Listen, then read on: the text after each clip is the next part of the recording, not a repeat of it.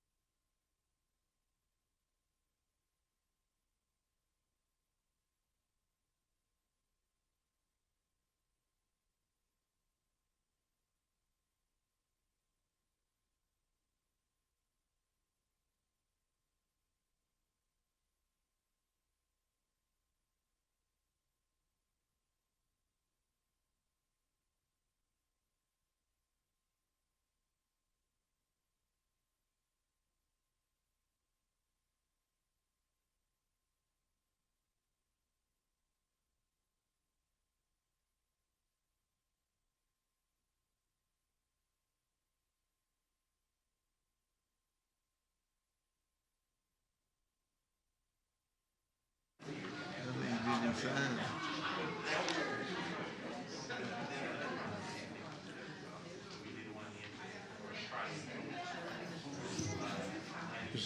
Have we seen Devin? Seen who? Is Devin here?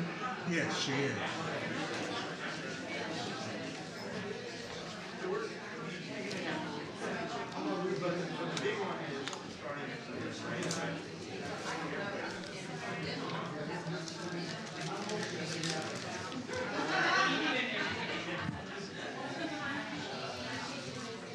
And I'll vote. Good morning. So pretty and cute. Thank you. You need to grab one more thing out of right back. Okay.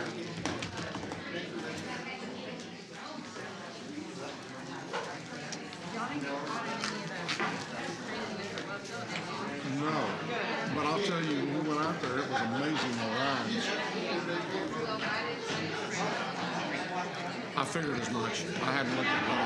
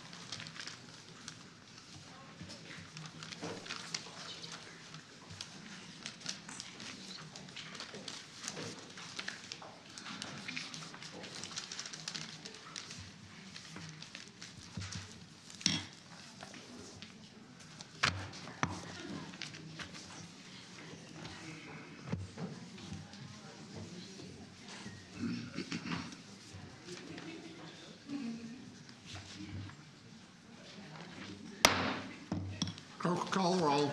Lynn Whitley, County Judge. Here. Roy Charles Brooks, Commissioner Precinct 1. Present. Devin Allen, Commissioner Precinct 2. Present. Gary Fickus, Commissioner Precinct 3. Here. J.D. Johnson, Commissioner Precinct 4.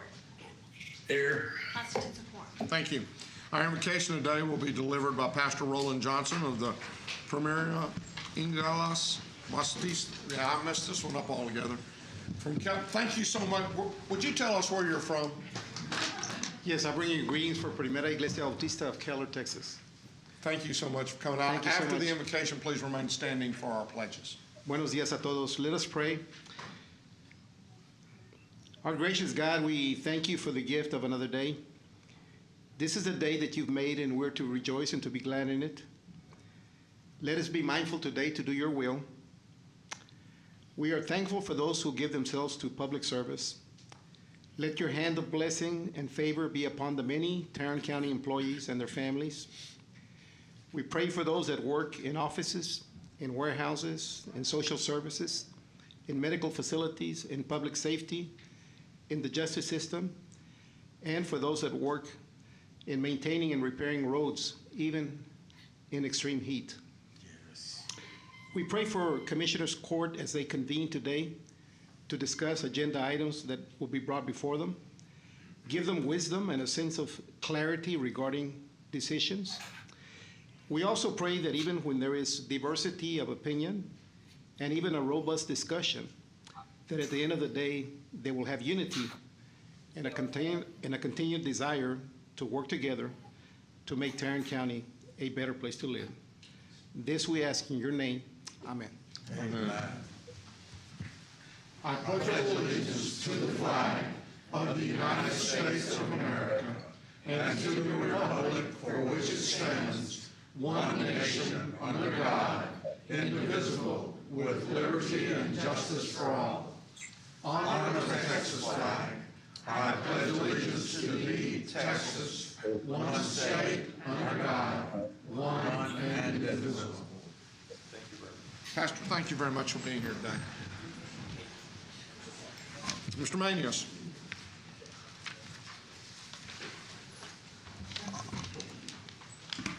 Thank you, Your Honor. Members of the court, we have several items as it relates to the agenda this morning. The first one is under the administrator section. It'll be item 8A10. This is a professional service contract with Terracon Consultants. We're going to ask that we hold that particular item for 1 week. Also, members of the court, we have some audience participation forms this morning. So continuing on the administrator section, when we come to item number 34, which is 8A34, the approval of out-of-state travel requests, we're going to take that off the consent agenda, and we will get to that as we go through the agenda itself. Also, members of the court, there's another item that's on consent that we're going to remove. This is under the Sheriff's Department. This is item 8J1. And it concerns the amendment number 1 to the ILA with TxDOT as it relates to the Courtesy Patrol Program. Also, members of the court, I'd like to remind you that we have a special call meeting today. It starts at 1 o'clock. It'll be in room 504C, and this concerns activities dealing with the JPS bond program. And then finally, members of the court, as we've done in the past, we're going to take certain items out of order. Once we get past the approval of the consent agenda and right before the administrator section, we're going to be moving into our briefing section. Our first one is the Texas Child Medical Health Care Consortium. This is a program that you all asked that we bring to the court several weeks ago, and representatives from JPS are going to be here to talk about that. And then we'll go with the Regional Coordination Committee update. This is something that you all are familiar with. We've had that for quite a while. We'll have representatives from the Council of Governments to make that particular presentation. And then we will begin with Mr. Tenase's report on health issues in Tarrant County. Thank you, Your Honor. Thank you. Commissioners, are any of y'all have any announcements you'd like to make? I know you're shocked. Mark this day in history. But I do have an announcement. This Friday will be Brown Bag Day, and we each have our own little brown bags up here. And this is the time when we encourage you to, instead of going out to eat, you brown bag it in and you take whatever you would have spent and you put it in the brown bag. And we're going to do this for the Tarrant Area Food Bank. Really good to see you here. We appreciate very much all of the work that they do, and it has been especially hard. I know the last couple of years with COVID and everything else that's going on. Just a couple of statistics. 1 in 4 children do not have enough to eat. And I know that's hard to believe in a county like Tarrant, but it has been especially true. 1 in 6 people struggle with hunger. And so what I want to encourage you to do is that by donating just $10, the food bank can provide 50 meals to residents within Tarrant County. So just keep that in mind as you do that. I'm going to take and I'm going to put in my money, and I'll let, where's Susan? Susan will come up here and get it. But I'll put in $100 for you, JD. Is that okay?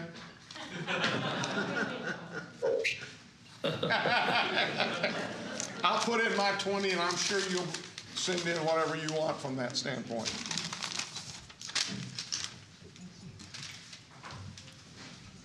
I'd like to recognize everyone from the food bank who's here. Please. Julie Buckner, the executive director, and Fort Worth City Councilman Jared Williams, who is on the food bank staff.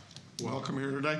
The last thing that I want to say about that is we've got an auction going on, and that auction will end at 12 noon this Friday. We still have some great items. There's a lot of great items there. Ranger tickets, zoo tickets, Six Flags tickets.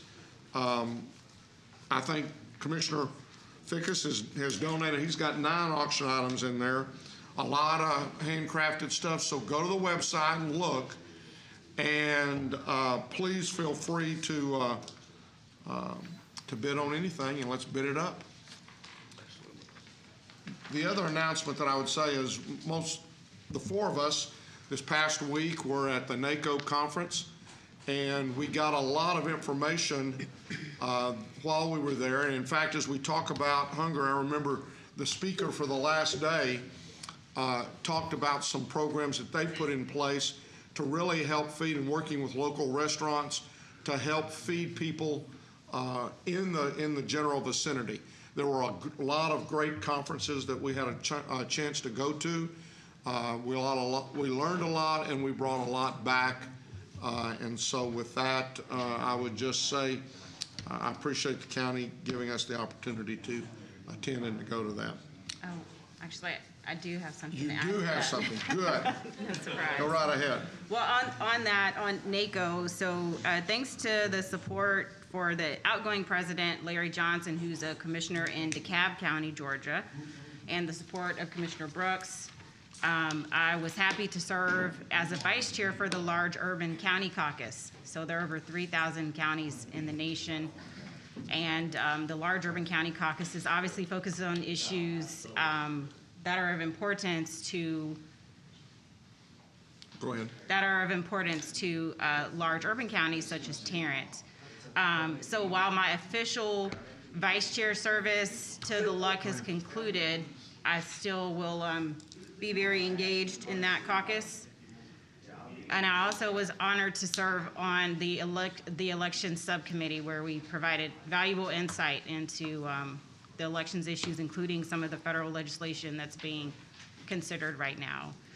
Lastly, I will say that the new president of NACO is Commissioner, or maybe she's county executive, Denise Winfrey from Wills County.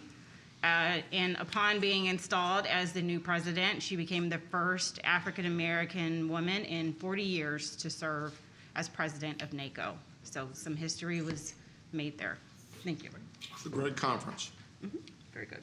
And we're going to miss your service in NACO. Thank you. I appreciate that. Anyone else? Anything else to say? Okay, then, court members, you have before you the minutes of our regular meeting of July the 12th. Move approval. Second? We have a motion and a second. Please vote. Commissioner Fickus, you need to. Commissioner Johnson? Yes. Motion passes unanimously. You have before you the consent agenda. Move approval of the consent agenda. Second? We have a motion and a second. Please vote. Commissioner Johnson? Yes. Motion passes unanimously. Mr. Manius. Thank you, Your Honor. Members of the court, we now can go to the briefing section of the agenda. We're going to take item number C. Item C. This is the Texas Child Mental Health Care Consortium program. You might remember several weeks ago, maybe 4 or 5 weeks ago, you all had asked for a report as it relates to this particular activity. Ms. Cecilia Ball from JPS is here to address the court initially on this presentation, and let's see. And others. And others. That's right. We always come as a group. It takes a team in order to do the work. Good morning, Dr. Good morning, members of the Morning. court. I want to thank you for this opportunity for JPS to come and share with you the work that they are doing, that is part of the work that's going on across Texas as part of the Texas Child Health Access through Telemedicine. Try saying that 3 times, better known as TCHAT. I know all of you have talked about the mental health crisis and are aware of the mental health crisis that's going on across the nation and even close here at home. And I want to thank you, members of the court, for the advocacy and for the resources that you provide across the county in order for us to improve health access in our communities, especially as it pertains to mental health. It gives me great pleasure to have behind me the hard workers that work in the behavioral health team, and to introduce to you Tanisha Kennard, who is Executive Director in the behavioral health services and oversees the ambulatory and community behavioral health services and the T-Chat program. I've had the privilege of working alongside Tanisha for the past 5 years as I've been here at JPS, and I'm always wowed and impressed with her passion, with her dedication, with her compassion, and her hard work that she provides to our communities in improving the health access to our communities. Tanisha, a little fact about Tanisha. She's been at JPS now for 8 years. It's kind of a long time in employment now, but she remains committed to JPS. She actually was born and raised here in Fort Worth. She attended the Fort Worth ISD schools and went on to complete higher education in the Metroplex here. So she is truly a member of the community. Also with her today, I think many of you know Zelia Bao and Dr. Podowitz, who oversee our great behavioral health program. So without further ado, I'm going to allow Tanisha to show off the T-Chat work that's being done across the county. And again, want to thank you, members of the court, for keeping behavioral health at the top of the agenda for this community. I also want to give a shout out to my Tarrant Area Food Bank that I also have the privilege of serving on the board with. And so it's an amazing group and great work that they're doing. So thank you again. Thank you, Karen. So before Tanisha starts her conversation, I would suggest that we not treat her too nicely. Tanisha used to work for Tarrant County, and then Bless the you. hospital district stole her away from us. So we're trying to entice her to come back, but I don't think that's going to happen. Thank you all for Hi, having us. Tanisha. Hi. Thank you all for having us. I'm very excited to be here to talk to you a little bit about the programs and what we're doing at JPS. As I'm sure you're aware, the nation is facing a shortage of behavioral health professionals. And as early as 2014, the state of Texas began to talk about what the potential impact of that shortage would be to access in our communities. Tarrant County is not exempt from that conversation. Nationally, we're seeing 1 in 6 youth from the ages of 6 to 17 that will experience a mental illness. Of those children, the more concerning statistic is that 65% of them may never actually access care. And that has a lot to do with what the '86 legislature did in the creation of the T-Chat and CPAN programs through the Texas Child Mental Health Care Consortium. In Tarrant County specifically, we are experiencing our own crisis as we've seen the suicide rates for children and adolescents between the ages of 6 to 17 double since 2006. And so these programs come at a critical time for us in the way of creating access. The programs came out of the '86 legislature and were specifically related to the Santa Fe school shooting. As it relates to JPS's involvement, we began to receive funding at the end of 2020, which, as I'm sure we all remember, was the throes of COVID and the pandemic and what we were learning about the implications of that for mental health as well as physical health of our communities. Despite the challenges of the pandemic at that time, we were able to stand our program up and actually begin our first contacts in March of 2021, which was a huge feat considering the shortage of professionals and the need to hire those professionals. What we learned in Senate Bill 11 that established this funding was that there would be a coordinated effort throughout the state of Texas that would leverage existing behavioral health resources in an effort to expand access, but also create access points that may not have existed otherwise. 2 of those programs that we initiated at JPS include the T-Chat program, which is the Access Through Telemedicine program, and the CPAN program, which is a partner program that creates access to child psychiatry through a network of psychiatrists and behavioral health professionals. You may be asking, how does that work to actually extend access? The telemedicine program partners with school districts, and in that partnership, the school district is able to identify children and refer them directly for immediate access to care through your partnering hub. In Tarrant County, our hub is JPS. It's a partnership between JPS Health Network and UNT Health Science Center. Those 2 partners receive the funding through UNT Health Science Center, and JPS is the provider of care for those students. So we hire the practitioners and the staff, and our partnership with Acclaim provides the medication providers for those programs. On the flip side of that, you have CPAN that is providing the additional access points. We know that there's a shortage of behavioral health professionals, and it takes years to become trained in that. What CPAN does is it creates a network of psychiatrists, advanced practice practitioners, social workers, and clinicians who are available at the dial of a phone to provide free consultation for any family medicine practicing provider or pediatrician who's treating a child in their practice that they believe may have a behavioral health concern. That network allows that provider to get not only free consultation on the spot for medications if they're needed, but also to receive direction for validated resources, recommendations for level of care if that patient may need more than that provider is able to provide for them, as well as connecting them with any services in their area. Our hub covers 9 counties, including Tarrant County. The hub that we partner with from those 9 counties, we have been able to reach out to every district within our hub already. That is quite a feat. Every district has received at least one contact from us. We are now on 2nd and 3rd round contacts. And I will share with you that since the tragedy in Uvalde, we now have districts that are reaching out to us, and we are onboarding them as quickly as possible. One of the really interesting things about TChat is, in addition to the services that are provided, because these services are telemedicine, we don't want there to be any barriers to care. This funding does allow for JPS to purchase technology in the way of iPads and partner with the districts to provide those iPads to districts who may not have access to the technology necessary to do the care in the schools. We also provide the training for the staff of how to use TChat, how to engage with us, what are appropriate types of referrals, and if necessary, we can also go further to train that staff on how to identify problem behaviors or things that may require an assessment. Each child that's referred to us is going to have a comprehensive assessment, during which time we'll identify if there are long-term issues or short-term issues.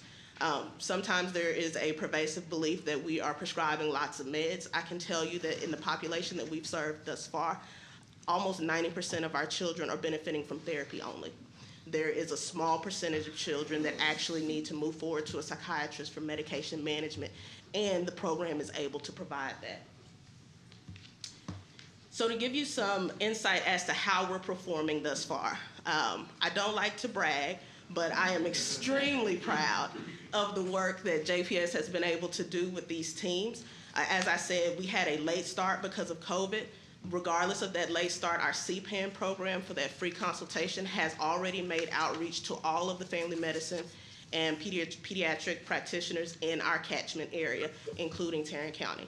I will tell you that we have the most engagement in Tarrant County, with over 700 of our enrolled providers being from our county, and we do have utilization in that service.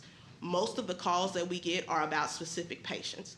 And this is a free service, and you don't have to enroll to be part of it, but the benefit of the provider enrolling is as they call back, they can call back on that same child and continue to receive consultation throughout the duration of care. This is not a one and done pass.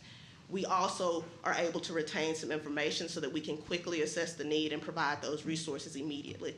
This comes with a 30-minute callback time. And as we speak, there's efforts from the state to expand this to additional access points, which in the future may include text messaging and other opportunities for providers to connect with this service. For TChat, our current ISD connection, we're at about 17 ISDs and working, meaning we are reaching out every day, and we have people reaching out to us every day for school districts to connect with us. Our very first ISD that we worked with was Fort Worth ISD. That was our first connection back in March of 2021. And so we have seen the most referrals from Fort Worth ISD only because they were first to connect with us. We have been partnering with the ISDs since March, and we've received a lot of positive feedback, especially from some of our rural communities where they've sent comments, just outreach saying thank you for thinking about us. Understanding the difficulty that they have of connecting their students. Thank you for the ability to provide the education to the teachers and to the families that are engaged. A lot of the times once we get involved with these families, what we realize is there are social determinants of health at play, and there are family dynamics at play with what behaviors the teachers are seeing in the classroom. And so the ability to engage that whole family has been very important. One of the first lessons that we learned as we launched T-Chat was that being able to provide the clinical service alone was not going to be enough. And so our hub was one of the first hubs to separate a case management arm for our program. Those case managers walk alongside our clinicians to provide that wraparound service to the families. And a lot of the feedback that we get from that is these families want to do what's right for their children, of course. They don't know where to start. And so our case managers spend a lot of time just walking the path with the family, be that providing referrals to the parents, sometimes connecting with the food bank for food insecurity, or housing resources, different things that are impacting that family's ability to be a cohesive unit. And so we are seeing a lot of good feedback in that area, and as we approach the next biennium of funding, we will be requesting additional funding to provide more case managers. The flip side of that case management arm is that it gives our clinicians more time to spend doing actual clinical work in the way of assessment and attending to the clinical needs of the children. Tarrant County has the most ISDs in our catchment, with 28 ISDs that we hope to cover. As I shared, we've already reached out to all of our ISDs. We are in about 5, and we have one of the largest ISDs pending now, which is Mansfield. In terms of what we're seeing from the population of children that we are treating, to be honest, when we first started T-Chat, we anticipated a lot of need in the way of minor depression, anxiety, those types of things. What we're actually seeing in both the CPAN program and the T-Chat program is children are having significant issues with depression. They are having significant issues with connecting to care in the community, sometimes because it's not available, but more often than not because the families don't know where to go to get that care. And case management has been a game changer for those families. We're also seeing a significant amount of kids who have what we call passive thoughts of harm, and those children are the ones that we want to intervene with quickly, and we have been able to. We have had children that we've seen that we've had to escalate their care to a hospitalization to be stabilized. Those children are able to discharge from that, and we continue to follow them on that journey. This is not a one pass and done for our families either. As those children continue to age through the school system, if new problems present themselves or if the same problem comes back up, they are able to be re-referred to us, and we have seen some children more than once. One of our most recent success stories was a sibling group of a child who had some significant brain issues from a brain trauma. That individual was actually treated in T-Chat, and what the family was most thankful for wasn't necessarily the medication or even the therapy that we provided. They were most thankful for the care coordination that was able to happen to get that child to the right neurologist. They had been unable to find that service. So that ability to help a family navigate has been paramount to our success. As it relates to appointments, you'll see on your slide deck that we are growing and quickly. In the first 6 months or so that we were open, as we were ramping up, we only saw about 400 patients.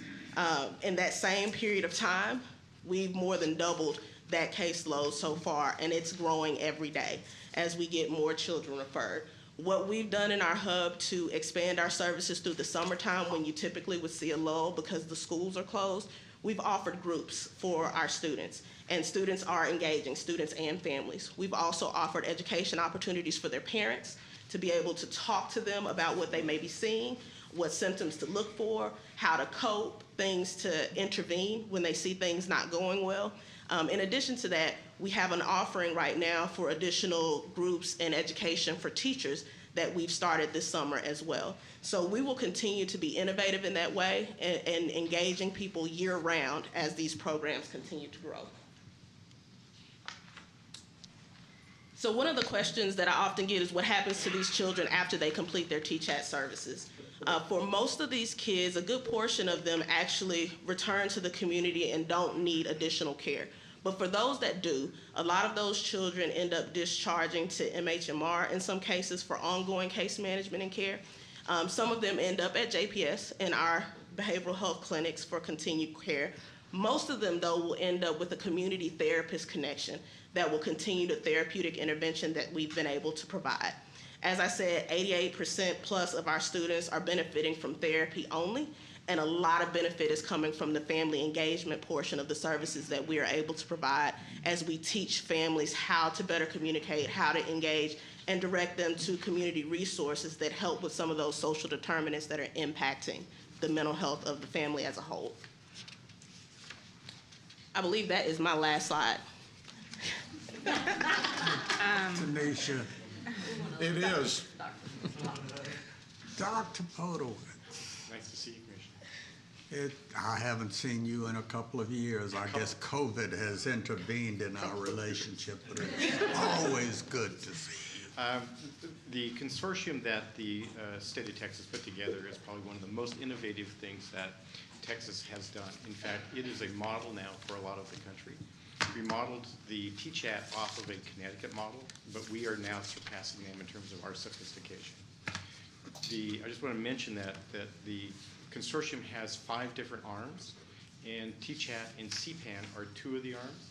The other is called CPWE, and that's a workforce expansion, where we actually are able to bring residents in and get them to work in community areas. So we've increased our residents from 6 to 8, and we're looking in the next biennium to go from 8 to 10. The other piece is called Child Adolescent Psychiatry Fellowships. And we applied for this a year and a half ago, 2 years ago, and we were approved by the ACGME, which is the accrediting body. We will now have a full-fledged Child and Adolescent Fellowship at JPS starting next summer. And we've been wanting that for the last 12 or 13 years, and we now have it thanks to the state of Texas, so I appreciate that.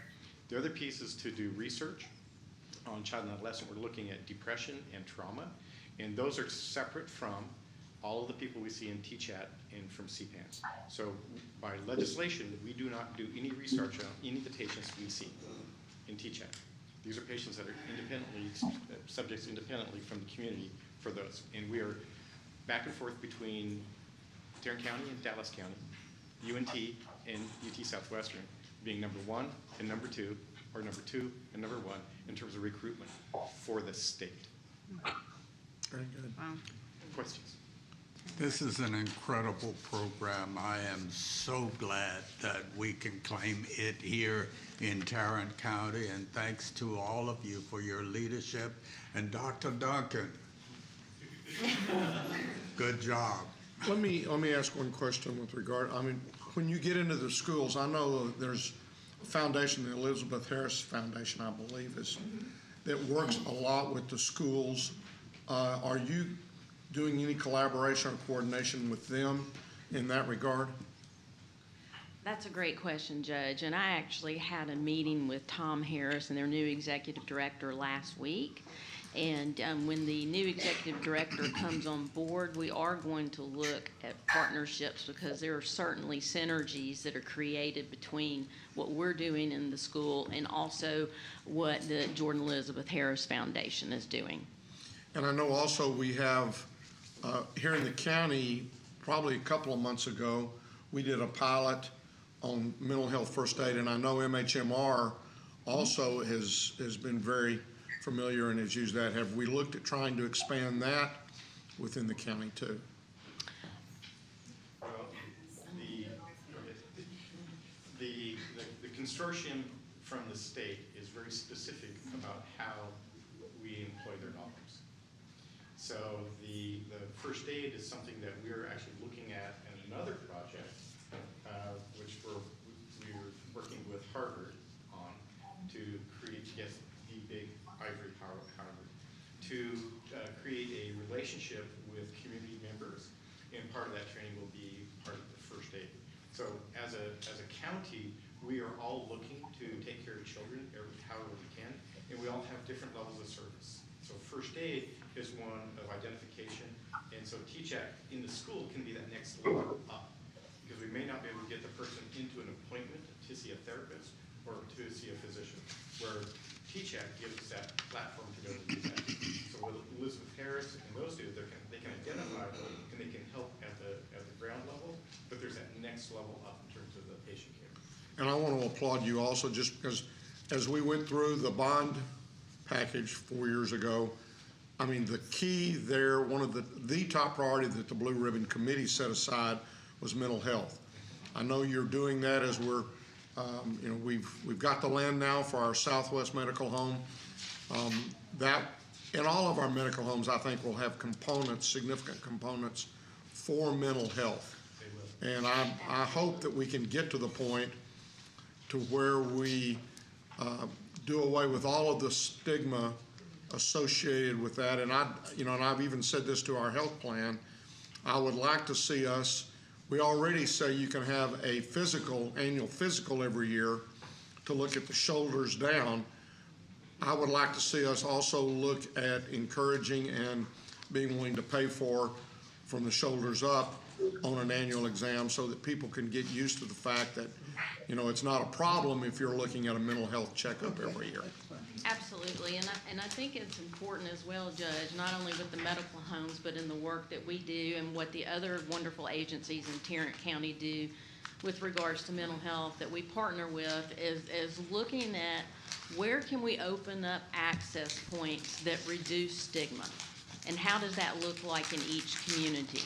Is it at a community center via telemedicine? Is it at a church? You know, what are those access points where we can truly make it easier for people to just, you know, as much as you can have a telemedicine visit on your couch, you know, if you don't have phone access or internet, can you go to the church or somewhere else in the community and make it to where it's just as normal to access mental health as it is your physical health, just like you said, Judge. And I do want to give a shout out to our community partners because we all work so closely together to help each other and move along the continuums that each of us provide. And JPS is not an island unto itself, and so we have great partnerships in Tarrant County. Lena Pope, MHMR, ACH, I mean, you name it, we're all connected. It's wonderful to live in this community and be a part of this community, because not being from here and coming here, I can tell you this is not the norm. And so it's an honor to be part of this community and this work.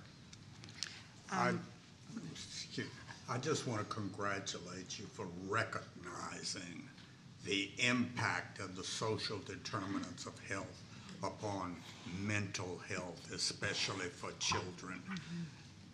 That is huge. It's huge. Thank you for that. Yeah. So I have two questions and a request. One, I echo all of the accolades that my colleagues have shared. And I think one of your partners that you work with, One Safe Place, they're in the house too. Hey, One Safe Place team. So a request is if you all would follow up with my office on your outreach attempts for the school districts in Precinct 2. I saw that Mansfield ISD is in progress, but for the others, I'd love to make a call or write a letter or whatever so we can help to bridge that gap. So that's a request. Two questions, or actually one question is, I know that there's the federal initiative with the 988 number. How does that, is there any connection or partnership with what you all are doing? I'm still trying to figure out that whole program and how it connects with our local efforts. We actually have a grand rounds, July 29th, introducing the 988. Okay. So if you would like to have an invite to our JPS Grand Rounds, it is at noon. You'd have to, it's televideo, so you can just log into it. Essentially, 988 is being mostly run by our local MHA, Tarrant County MHA. Okay, that's right. And because they have the call center. That's right. So from that call center, then referrals will be made. Okay. In terms of where that person who calls in needs to go. So what we're doing on the JPS side is we're getting ready for an increased volume to probably come to our psych emergency room, and we're getting prepared for an increased volume for outpatient requests. And so as we prepare for that, we're looking at what does it mean and how do we get the word out there. It's rather interesting that the only people who really ask me about that are key leaders in key organizations, and not necessarily what's going on with the public. I'm not sure we've had any public calls coming in to talk about the 988. So I believe 988 started July 16th. So it's still a campaign of advertisement to let people know that that's available. And so it's different than the 911, but the 988 puts them directly into for us, the Tarrant County Call Center, which then gets them hooked up to what services need to have.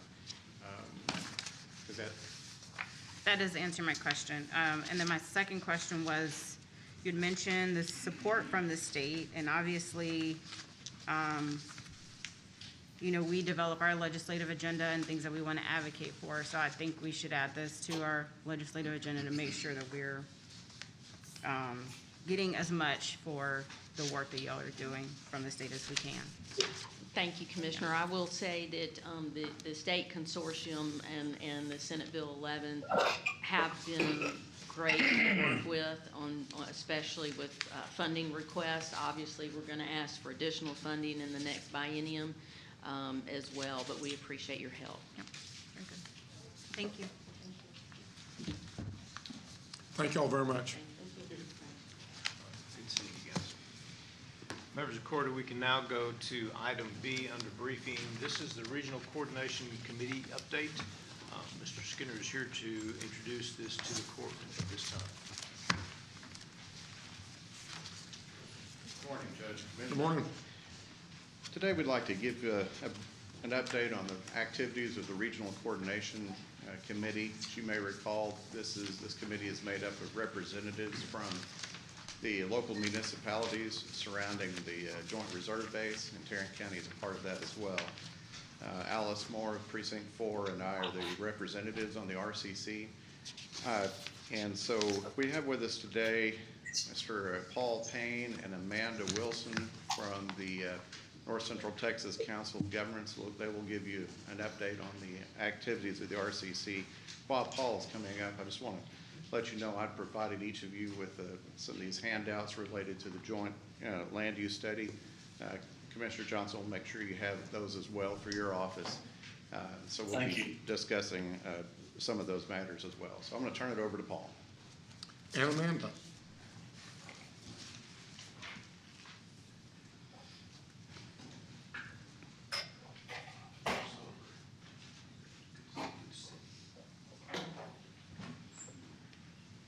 Judge morning. Whitley, good to see you. Paul. Morning. Commissioner Brooks, good to see you. It's a day Commissioner for Howell. Old Home Week. Yes, yes, sir. Commissioner Pike, Fickus, thank you, and Commissioner Johnson. Thank you for having us. As you know, I am very proud of this base. I had the distinguished honor to command it a few years ago, 02 to 04. The slides, can they be presented up there? Or, well, they're over here. They're over here, they're over here, they're... I just didn't have it up there and it threw me. I got it. Thank you so much. You were part of the Navy. I was. Is that a dig? So the first bullet on the first slide is, there we go. So it was established as a naval air station in 1994 as a part of a base realignment and closure, better known as a BRAC. The history goes back to 1941. Tarrant Army Air Facility. It was established to build the B-24 Liberator, and that was its early beginnings. It became Carswell Air Force Base in 1945. Horace Carswell is a resident of Fort Worth, grew up here, distinguished himself during World War II. He was the pilot flying a B-24 Liberator in the South China Sea and the Pacific. They had been damaged by enemy aircraft, and he got his crew out, but couldn't save himself when they crash landed. Distinguished himself, became a Medal of Honor recipient for his heroics, and the base was designated Carswell Air Force Base in his honor in 1945, which I think is important for us to remember. One is he's a Medal of Honor recipient and a resident, grew up here in Fort Worth. So great history to that base. Many wonderful aircraft were built there, and great parts of our history, all the way to the B-52 Strategic Air Command Base. There were two of them. So when BRAC, Base Realignment Closure, happened in 1991, which is a congressional action to look and see is there duplication, can we consolidate bases, There were 2 B-52 bases, one in Shreveport, Louisiana, Barksdale Air Force Base, and one here in Fort Worth. And they had to pick one of them. We lost in that decision, and luckily in 1993 there was a follow-on BRAC. This was focused on the realignments, and we moved all the assets at Naval Air Station Dallas over to what was Carswell and already been in the process of actually closing. And there was a lot of great leadership here in Fort Worth that led that initiative to get that base reopened and redesignated October 1st, 1994 as Naval Air Station. So I think it's important to understand that history because it was so important to this community and to our national defense. So the purpose for the Navy being there was those assets. We had aircraft assets, we have reserve assets out at the base today. I can touch on it a little bit. An intelligence element there, which does just an incredible amount of work, all behind the scenes, but just phenomenal part of a bigger network of intelligence gathering and other units. And I commanded the base 02 to 04. We had been deployed when I got there and even before, but that base is forward deployed and serving our nation globally every month of every year. And so a lot of people don't realize what an incredible role that base plays. And you can see on that slide all the units. The only service that we don't have represented at the base, and I wish we did, was the Coast Guard. But all other services are represented. We have a 12,000-foot runway. I mentioned that because that length allows it to be the primary alternate for the shuttle. So Barksdale Air Force Base in Shreveport is in the middle of the country. If the shuttle has to land somewhere in the middle of the country, that is its primary airport. Any reason, weather or whatever, if it needs to have an alternate, Carswell or NES Fort Worth is the primary. And it's landed here, matter of fact, about a year ago was its most recent landing. So that's a 747 with a shuttle on its back. So that runway length is significant. So we can get any type of airplane that's commercial or military. That runway is long enough for it to land and take off, even in hot weather. So that's important. We are a primary base for the 5 states touching the Gulf of Mexico for hurricane evacuation and have served in that for many, many years. The base is also the primary headquarters when there is a regional emergency for FEMA. The base is the headquarters for that. And base CO represents that. So a couple facts that I don't think most people know. We have about 18,000 workers there, and we average about 25,000 operations a year. And the other thing, for the whole Metroplex, had 210,000 people. It's amazing how many retired military depend on this base. Economic impact is huge, 123 billion annual economic impact for the 15 major installations here statewide, representing 633,000 jobs. In the lower right-hand corner, that 54.8 billion, it should have had a B under there, billion dollars is an annual defense spending. That was a 2019, so yesterday I wanted to see if we had a newer data, and we do. In 2021 and again this year, the number has grown to 83 billion, significant. That is significant because in 2019, we were the 3rd largest in defense expenditures state, 3rd state, and now we're number 1. So recent, and NES Fort Worth is very much a part of that because of our defense industries that are close by, and of course the shared runway. We couldn't have a Joint Strike Fighter final assembly here take off because when that airplane's built, they taxi up to the runway and then they call the Navy Tower and ask for permission to take off. So without the Navy running the base and the runway, we wouldn't have a runway for them to operate on. So right now the F-16s and the Joint Strike Fighters operating there. Huge economics that supported by that base. The other 3 stats are specific to the base. 47,000 people directly employed and indirectly combined. The value for the economy, 3.7 economic impact, based directly, 3.7 economic impact to this community at large. And value for the aircraft station there is over $3 billion. So this slide, it gives you a nice aerial of it, but it brings up home the point. In 2004, it was initiated right before I stepped down as a commanding officer for a joint land use study. It took several years to complete that, and as a result of that study, it was decided, and I really applaud the group that did that, and there were local leadership that was a part of that joint land use study. They decided to establish the Regional Coordination Committee that we're talking about today. That was officially stood up in 2008. I was very honored to represent the city of Fort Worth as one of their members, and Chuck Silcox and I were the two Fort Worth representatives in 2008. Unfortunately, Chuck passed away for cancer in about 4 months, and I became the chair, so following Chuck, and led that through many of the early steps of establishing the bylaws and just getting that thing done. We got national recognition through the Department of Defense because we were doing such amazing work, and what we were doing different than other communities, we were reaching out to the neighbors. As Randy had mentioned, there's 7 municipalities that touch the boundaries of this base, and many times the base is more rural and is open in county unincorporated property. We're touched by every inch of that base is touched by a municipality.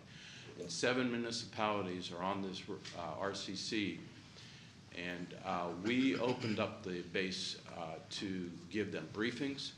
What is the mission of the base now that it's a Naval Air Station? What is the future plans of it? What are the current operations? So when the Joint Strike Fighter, which will be coming in 2024, that whole process is about a 2-year process to meet with the communities, let them know what the differences would be, the F-16 going away, all of that, and the RCC helped in that role. These are the kind of things that they do, getting that word out. The other thing is that communications opens up the dialogue to say, if a community wants to build, especially on extended ends of the runway, can they build in a way that's compatible so that they're not encroaching on the operations of the base, but in harmony with what the community needs for their own economic growth. And that dialogue has been extremely important for this community at large. And I'm going to let Amanda get into the details on that. And so my last slide before Amanda comes up, and if you look in your brochure, if you open that thing all the way to the middle, you'll see a very interesting map, which is very similar to the ones on the screen, but it has a little more detail on there. The actual noise contours, the color contours. Is this a pointer? No, it's not. It is.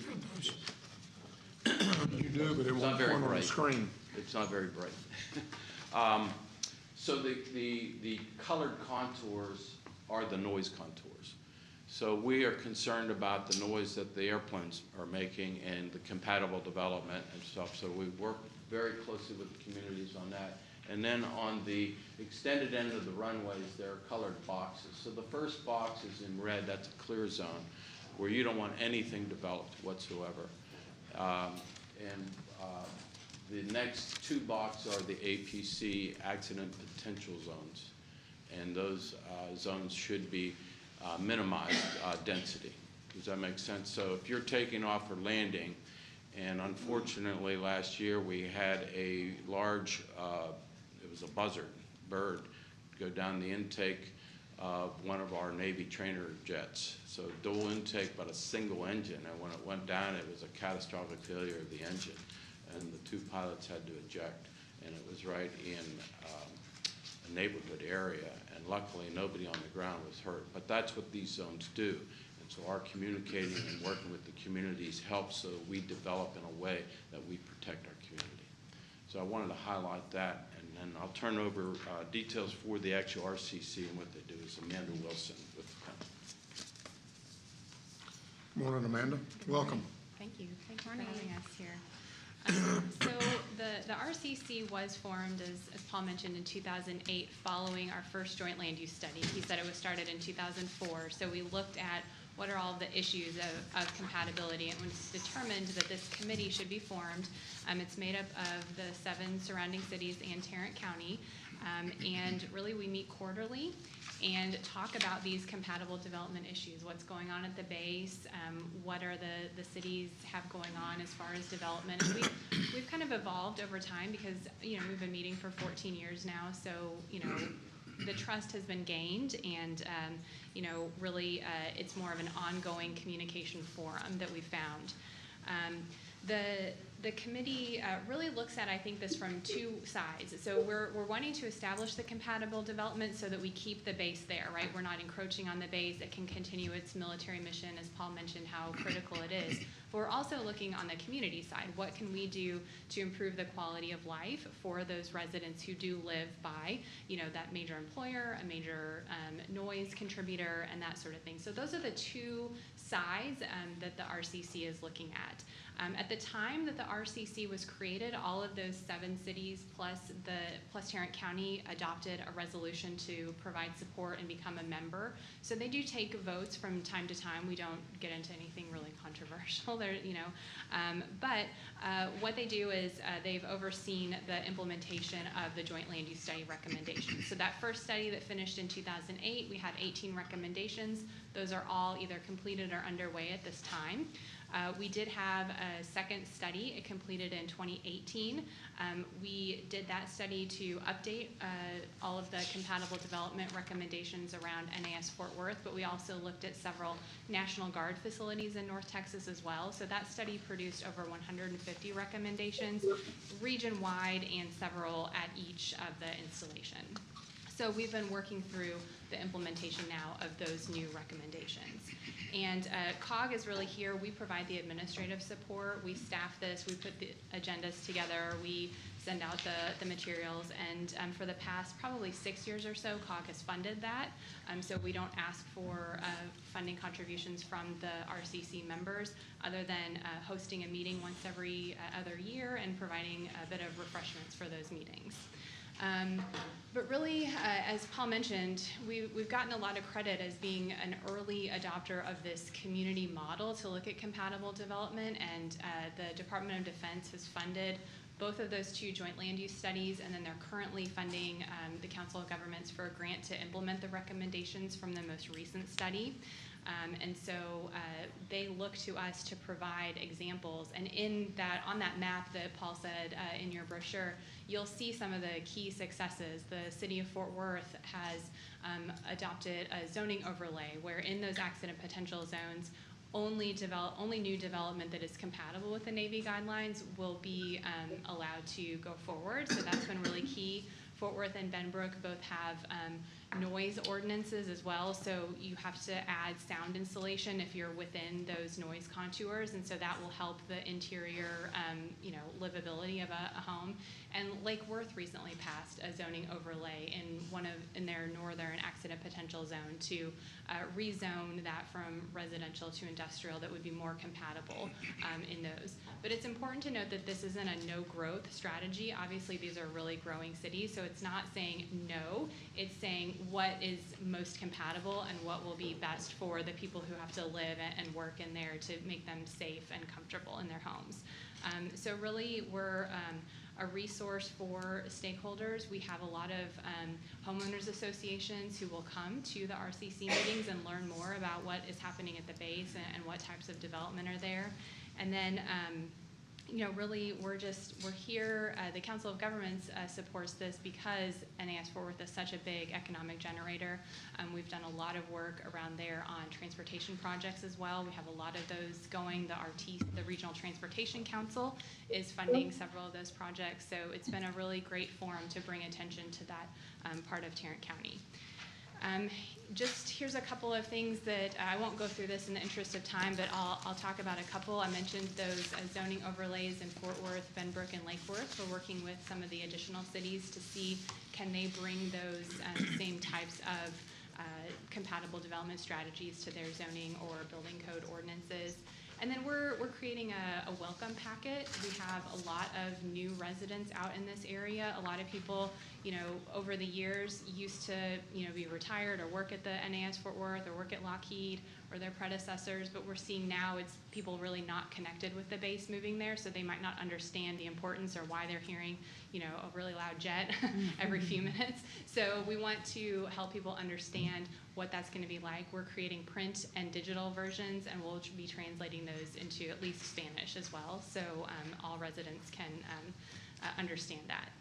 And then, as I said, we started in 2008, so we've been going for 14 years. That original resolution that all of the cities in Tarrant County passed were in support of the recommendations from that original study back in 2008. So it's a bit outdated. So the RCC updated its bylaws earlier this year, and it really called for all of the member governments to reaffirm support for the RCC through a new resolution. We've been getting those from a lot of the cities so far. We're about halfway through the process. So we are asking for a resolution, and I believe that will come up in a later meeting for you from Tarrant County. But it's really to affirm support for the new RCC mission statement. So I won't necessarily read it for you here, but it is on your slide, and we're happy to provide copies of our bylaws. But really, it's that dual focus we talked about: compatible development to preserve the military mission at the base, but also to support the communities and improve the quality of life. So that is all I have today.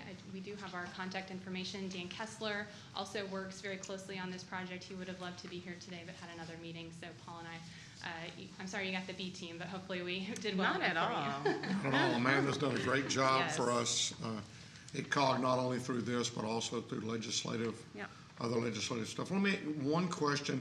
I know that from time to time I have called county judges in surrounding counties because of the wind turbines. We've had issues with where sometimes they'll place those. Does this committee reach out into those other areas as well and try to do that? So because our last study focused on National Guard facilities out in Parker and Palo Pinto County, there is Fort Walters. Right. We've established those contacts a little bit more, but yes, we are definitely interested in the wind turbine issue. It can affect the radar for the airplanes coming in. So we're definitely keenly aware of that. There are some resources that if a large energy installation is going to go in, you have to, advise and get advice through the FAA because of the impacts that it could create. So there are some safeguards there, but yeah, we're definitely interested in that issue, and that's something we will continue to work on.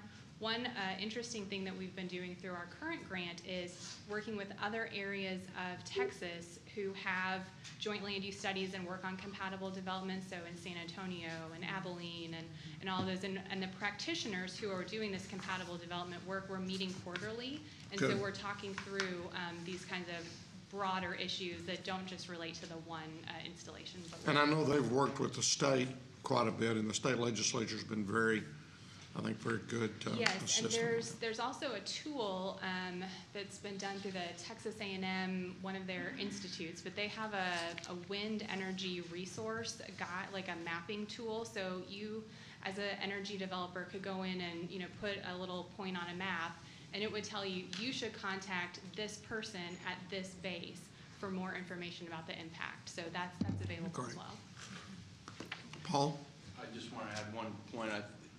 Amanda covered the topic very well. But in my history, and I was with the Texas Military Preparedness Commission for 10 years, and we worked with all the bases in the state with the development of these things. And what I found to be the most effective is communication. So many times you'll get a development of a wind turbine farm, and they have no idea that they're having a negative impact on that airfield and their radar systems. And when you talk to them, they said, we didn't know, and they will work with you. So I would ask this court to work with other of the commissioners' courts throughout the state that this communication, and we've tried with legislation that there be a forced dialogue that says you can't start development of those wind turbines until you've actually talked to anybody within a certain range, like the Naval Air Station here, to make sure that we don't have a negative impact. Because it's not that we have to penalize people. We have to inform them. That's my point. The communication has been so effective. Well, and see me about this, I am the immediate past president of West Texas, and most of the military, if not the bases, the areas that they go out and do their, their testing in are in the West Texas area. And I'd be glad to send out something to all of the judges. There's about 118 counties in that particular association. The Dias Air Force has been hugely impacted by it. Shepherd to a lesser extent, and then Corpus Christi and Kingsville in South Texas. And they were building a huge, massive, they stopped it, but they were going to do a huge wind farm over the water. And the problem there is all the radar systems are working in harmony. It's called a mosaic. So that Kingsville was the radar in the eyes to the west, Corpus Christi the eyes, the radar to the south, and Corpus Christi International to the north and east. And when you degrade any one of those, you hurt all three of those airports. So that was commercial as well as military. And once again, it's the communication. It's telling them in advance before they invest a lot of money and stuff, kind of like a pre-zoning meeting would operate, kind of that, if you think of it in those kind of terms, so that everybody's thinking about what the cause and effects or impacts may be before they develop. We should have thought about this last year as far as West Texas goes. We had our conference here in Arlington. But I think that what we might do is, there's 3 association meetings as well as the state meeting. And it might be good to see if we could get y'all on one or all of those agendas to just talk about and summarize the impact that these things can have. Because it would cover not only the wind turbines, but could cover all other facets of development. The other around one this. that's out there right now that's current events is drones that are being flown near either military or commercial. DFW is affected as well. People sometimes, most of the time, it's not nefarious activity. They just don't know. They're just trying to fly a drone, maybe get a picture or something. It's not that they're trying to do anything criminal or wrong. They just don't know. Communication is huge in helping us solve those. And it's a safety problem. You put an airplane down because of a drone, and a drone will take an airplane down in a heartbeat that sucks down an intake. And we put people's lives in danger. Yeah. So, thank Well, you so Judge, much. I was thinking, we have TAC next month. Yeah, and we can check on that. I think that agenda set. is already Yeah. fixed, but we also have judges and commissioners coming up in September. But next year, we'll begin all of the association meetings again, and I think it's just critical that we see if we can get y'all on those agendas. We'd be honored, sir. Commissioner Brooks, what an honor to see you again. Good to see you Many too, years we Paul. served together on the TIP board. Thank you. Right. Good to see you. All the best to you. Thank you, I appreciate it. Good to see you both. Thank Paul and y'all. Amanda. Any other questions? No, you're clear.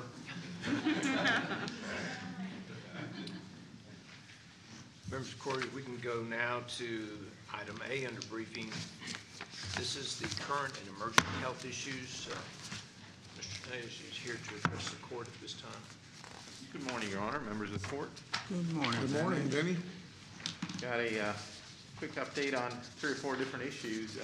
COVID, unfortunately, is continuing to trend upwards in Tarrant County. All our indicators are above their set thresholds, so we're definitely seeing increased activity. If y'all even look around within the county setting, every department's reporting cases, and so is the situation in the community. Hospitals are starting to see increased number of people in the hospital. It's not as bad as what we saw back in December, January. They're not at capacity or anything, but significant numbers. I think the last I checked, there were 230, 240 people in the hospitals. And then the thing that's changed this time around is that the variant now that's predominant is the BA.5. And it's very important to understand it's a new variant. There's not an exact match in the vaccine. And people ask this question, well, then why should I take the vaccine or why should I take the booster? Because it revs up your immune system to respond to any threat. Is it an exact match? No. But it's going to give you better protection against severe illness, hospitalizations, prevent deaths, all those type of things. So it's very important that you must take your boosters if you're due, and then layer up your strategies. Put your masks on, avoid large crowds, all those things, the common sense things that we agreed upon earlier, they still work, and they'll continue to work as we see these waves come up. One thing that I am a little disheartened about, I had kind of, crossed my fingers and got optimistic that there was a national plateau of cases at about 100,000 a day, and maybe it'll go down. Well, it broke to the upside, unfortunately. We got about 130,000 cases a day occurring. That's pretty high. And we're heading into school reopening season and college reopening season, so I'm not quite sure what's going to happen. Hopefully it cools down soon, where we start to see a decline, but currently it's heading up again, unfortunately, after taking a plateau for 3 to 4 weeks. So that's where we are. Situation is the same. U.S., Texas, local here, everybody's in an uptrend. And the CDC's come out that about 90% of the people across the country should be seriously considering wearing a mask in indoor settings because of high widespread activity across the country. Question. Oh, yeah. Yes, sir? Okay, you had COVID and you haven't had your second booster. 60 days, 90 days, what's the?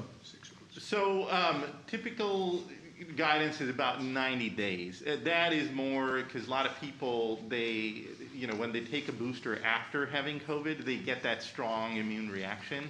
It is not a no. I mean, if somebody wants to take a vaccination, there's not a reason, to say no. It's just that be prepared. It might really kick in hard, and you might feel the effects of that. That's all there is to it. We're not advising against it at all. Okay, before you move on to monkeypox, so 2 things. One is I think that there's a vaccine clinic going on right now, right? That is correct, yes. And I don't know if HR is going to make it up here before it ends, but I don't know is that noon today? And where was that? In the 403. Okay, 403 here in the admin building. Yes, ma'am. For employees only, is that correct? That is correct. Yeah, our focus is to get our employees vaccinated. Yeah. A lot of them are coming up due on their booster doses, so this is an opportunity for them to come here to the admin building and get their vaccine done. Okay. And again, in response to, we're seeing increased activity within the county setup also, so it's an opportunity for them to have it conveniently taken care of. Good. So, and then my second thing was a question. So on the R0, which you've explained that multiple times and I understand what it is, but the R0 is just addressing COVID, not the particular variants or anything like that. Yes, Where ma'am. can you see what the R0 is for the various variants? Yeah, for the particular variant, I don't know that they're calculating the R0 for that, but there is a CDC Nowcast tool. I can put a graphic of that next time around just to show you.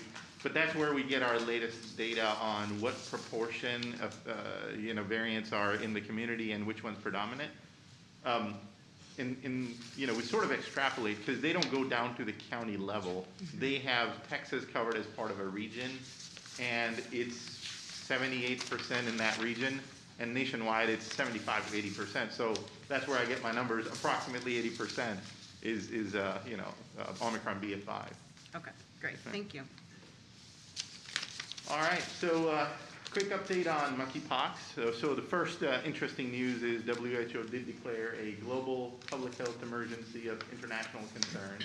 So they're pretty much asking all governments to start thinking about a coordinated response to monkeypox because the outbreak has spread significantly to 74 countries, almost 17,000 cases being reported, and it's growing fast.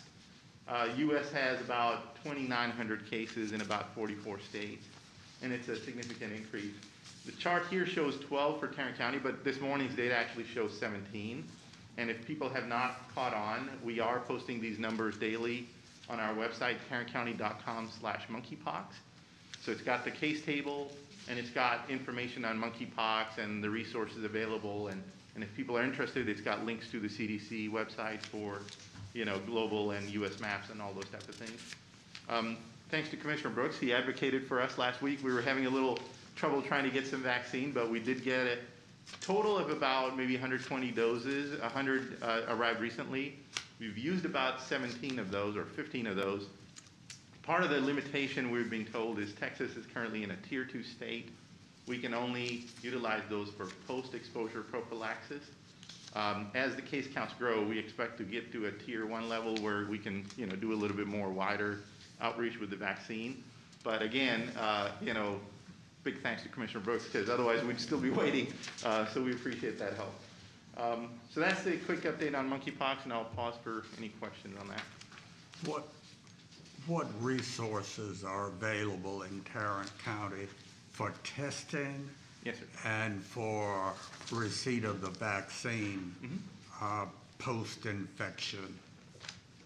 So let me answer first on the vaccine. Currently, the only resource is Tarrant County Public Health because the vaccine is in very, very limited supply. Okay. What we do know is that we are approved as one of the 5 locations in the state to be the hub when more vaccine comes. Okay. So internal details, but I'll share it with you. We did place an order. We had an allocation of up to 2,800 doses allowed to us. That order is in with the CDC. So when the manufacturer is ready with those doses, we will get our shipment for up to 2,800 doses. And the idea here is that we will become a hub of distribution to other community partners who may be willing to help vaccinate the community at that time. So vaccine resources, currently we're the only place in town. Testing is in a better spot. We are doing testing at Tarrant County Public Health, but let me be clear. This is not for anybody who just thinks that they have monkeypox and come in and get tested. It's very coordinated with the clinician. You must have a qualifying rash and a qualifying, exposure. That's when we work with them. But in this scenario, we're not the only place in town. Luckily, we've seen monkeypox before. Tests were available. CDC pushed it out to the commercial labs. So a lot of major commercial labs are actually offering that test. So clinicians have the option, go through their regular lab, like Lab4, ARPA, Quest. There's a company called Sonic Healthcare. They're based out of Austin. They're actually getting a lot of national samples. So there's a lot of resources out there already for monkeypox testing. We had a call with our community partners. About 45 people attended. So the word is out there on how to utilize the testing resources. There's a letter being worked on. It's going to go out this afternoon to all infection control practitioners within the hospital setting so they know how to use those resources. So a lot of work in the background is going on. Thank you, Vinny. Yes, sir. All right. I wouldn't be doing my job if I didn't tell you about West Nile. Luckily we're having a low season. Now I want to, keep it that way, knock on wood. But we did see our first uptick in activity in West Nile, and timely. Usually happens in July, around 4th of July. But it's kind of late to start off, and I'm happy with that because that means we're probably going to be trending in a low activity year. We're still going to see some cases. But, hopefully nothing as bad as last couple of years because they were pretty heavy. So we're okay in West Nile, and unless something significant happens, I don't plan to bring it back to you. Maybe we'll do an end of season summary on that. And then one final thing, y'all are experiencing it, we're all experiencing it. Heat-related issues are on the rise. The chart here simply shows ER-related activity. It's predominating our ERs. A lot of people showing up in the ERs with heat-related illnesses, exhaustion, other illnesses. So it's worthwhile to heed to advice, stay cool. And it's simpler, easier said than done. But a lot of folks work outdoors. They have jobs that require them to be outdoors and so forth. Take a break. That's all we're asking. After 15, 20 minutes in the real heat, like 105-degree heat, get indoors somewhere if you can. Sit in a car that's cooled. Drink a lot of fluids, especially a lot of water. Stay away from sugary drinks. A lot of people try to get, energy drinks and all those type of things. Caffeine will dehydrate you. Sugar will dehydrate you. All those type of things. Regular, cool water is good enough. So stay hydrated and stay informed about the heat. There are people at risk, young kids. They like to run outdoors. Try to limit their activity to like early morning or late evenings because during the day it's too hot. Same thing with the elderly. They like to garden, but not during full heat. And again, there's homeless out there in the community. There's other folks who are out in the community that because of their job, they have to be outside. We're just asking that they be careful and take those precautions. Give your body some break from the heat. That's all there is. Thank you. Vinny, I'm not sure if this question's for you or for GK, but the court meeting we had a few weeks ago, we had talked about ramping up testing operations.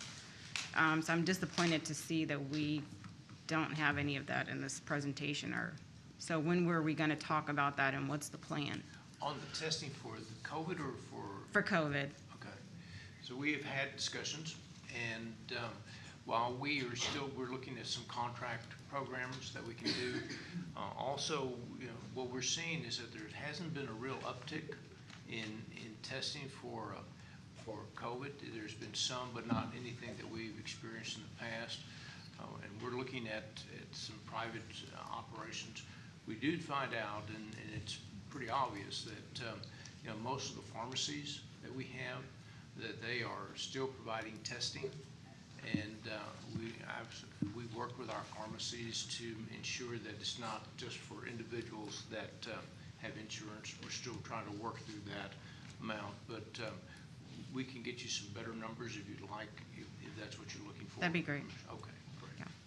But we have been continuing our discussions on the testing aspect. Okay, thank you. Thank you. So members of the court, if we can now go to the administrator section, and we're going to take one of these items out of order also. If we could move to item number A4. This is a tax abatement agreement with Deloitte LLP. South is here to address the court at this time.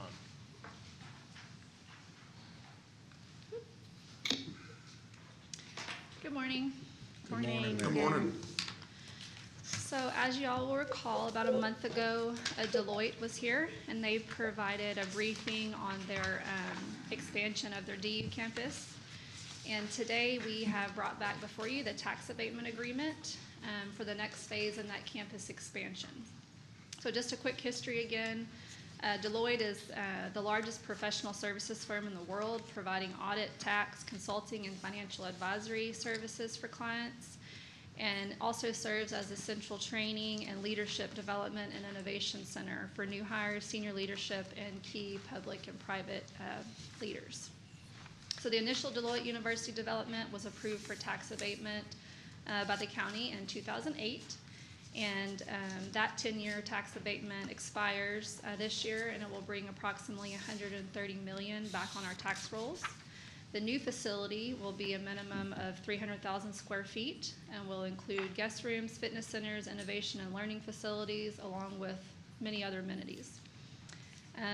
Deloitte will also be required to meet a minimum combined capital investment of $300 million, which includes no less than $270 million of real property and an estimated $30 million in personal property. So Deloitte is requesting county assistance equal to that initial 2008 abatement, which was a maximum of 75% from the county for 10 years, beginning with a base abatement of 55%. And the town of Westlake has agreed to an economic incentive package that includes tax abatement along with other tax rebates. The hospital district is not being asked to participate in this abatement, and the expansion is planned to commence in 2023 with completion before January 1st of 2029. I do have John Casey and Steven Seidel are back there in the back if there's any questions for them. If not, I would ask for approval of the agreement before you. Move approval. Second. We have a motion and a second. Is there any discussion? We certainly appreciate the great corporate citizen that Deloitte has been in our area, and they've got a fabulous facility for training, and it's a beautiful setting. And I hope most of you got to go out and actually see the facility. If you did not and you would still like to go, please let me know and I'll work with Stephen to arrange that tour. Yeah, I still haven't had a chance to get out there, but I want to do that. I missed it because I had COVID. It's an amazing facility. Yeah. It's very beautiful. It's worth looking at. Please vote. Commissioner Johnson? Yes.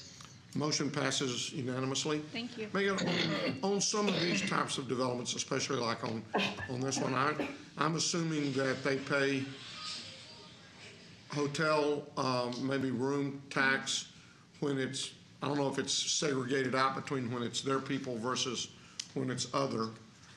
But in some of those situations, I'd like for us to at least look at a comparison as to what the city picks up in revenue. I mean, yeah, I know they're in there for the property tax abatement also, but looking at maybe a little share on some of that, or asking that they consider sharing a little bit of that, depending on what our percentages are. And that was part of the incentive package that Westlake had provided to Deloitte, was a break on that.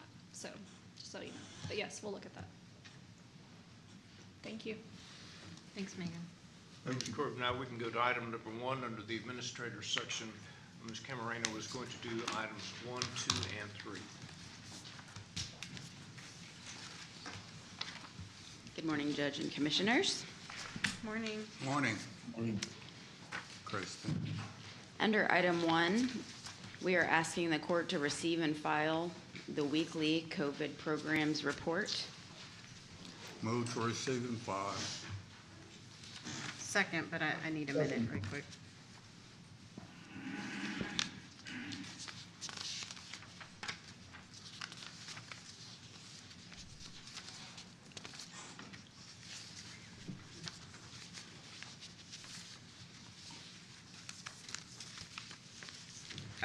One thing that I had requested for the Small Business Workforce Recovery Grant, I may have missed it, but is a heat map of the applicant. Is that in this report or no? Not to my knowledge. I can ask our team members to comment on that. Okay. Looks like Megan just stepped out, so I'll follow up with her. Okay, very good. So I'm otherwise good, Judge. Thank you. Please vote. Commissioner Johnson? Yes. Motion passes unanimously. Heat map. Let me trade packets here. So I didn't hear what Christian just said, but I'm assuming y'all just need an update on small business real quick. Just the heat map. Just the heat map? Yeah. Okay. Is it okay if I go over the numbers real quick? Yes, you can. So just a real quick update. So as of this morning, we had 1,825 small business applications that have come through. That's the unscrubbed number, so that will go down once we, look through the multiple and duplicates. Around 63% of all those applications are from Fort Worth and Arlington. I do have the breakdown of all the different cities that we can send out. I know Commissioner Allen had specifically requested that. And then also about 65% of all of those are MWBE businesses, so a good number. Excellent. We should start approving applications next week. And there is, I know another question that was asked was about print and media strategies. There is a printout in y'all's red folders that does address some of the efforts that have been ongoing since the process started. Since program launch, we have had a total of 18 mentions on local TV and radio stations, which has generated about 1.6 million impressions according to our media tracking system that we utilize. And again, this does not include print or online versions, and we'll have that hopefully starting next week. We will start including some of this information in your weekly report, which I know there's a kind of a base report right now, but as things ramp up and we start to get more, we'll include that. The heat map is being developed right now with IEM, and again, hopefully we'll have more information next week after we approve some of these applications. Okay, great. So for you said the 18 mentions for radio and TV. Can I have a list of those? Sure. Okay. Yeah, we can get you that. And then have we considered doing a radio buy? I know we did something for the CARES grant and that. We did, and that, Okay. so we used paid, we used paid when we did those grants. We are not using paid this time because we have more staff who's handling some of the outreach and coordination. We can look into that, but we have had some hits on radio stations. Okay. Obviously, they're not interviews, but Sure. they have been mentioned several times. So. Okay. Well, I think after looking at the list of 18 with the radio and the TV, then I may want to make some recommendations, just so, and then after seeing the list of the cities, just trying to make sure we're covering all our bases. Sure. I honestly would have thought, and I don't think this is not at all to disparage the efforts that have went out so far, but I would have thought that we would have gotten more applicants by now with it being 2 weeks, 2.5 weeks out, but I know sometimes it takes a while for the message to spread. And we're still pushing the message out. We're still working through the SAM ID information that's, so we are working through things as we discover new things each week that is helpful to the applicants, and hopefully we get more of a pull the more push out that we do. Cool. Okay, thank you, Megan. I guess along that same top line, have we worked with Regina to make sure we're out on all of our platforms? Yes, and that report is actually from Regina. Okay. Okay. I think it's Thank you. Yeah, it's mixed Somewhere. in here someplace right now. You got more stuff. I'll move on to item 2, discussion and possible action regarding the Tarrant County ARPA Fiscal Recovery Funds Program budget. Did we get a vote on that? Receive and file, did we get a vote? Okay, we're good to move forward? Okay. There's no action requested on item A. On item B, the items in attachment A that appear on our agenda today are listed there for you. There are 3. There are 2, and the total is listed. It's all request approval to receive and file. Move to receive and file. Second? We have a motion second to receive and file. Any discussion? Please vote. Commissioner Johnson? Yes. Motion passes unanimously. Okay, moving on to item 3. Today we're requesting approval of recommendations for funding related to the American Rescue Plan Act Community Program calls for programs, community programs call for proposals, on April 12th, the Commissioners Court approved a $35.5 million calls for programs and the outline thereof. We did issue that call on April 18th at noon. It closed on May 16th at 5 p.m. We received 131 applications by 95 individual organizations for a total of $208.5 million. After an extensive review process by the Call for Proposals Evaluation Committee and our consultant IEM, staff has compiled a list of final recommendations that you have before you today. We are requesting approval of that list totaling $35.5 million. I thought we might recess for 30 minutes before we came back in. I see all y'all out there. Yes, I know. I know there would be a revolt if we did that.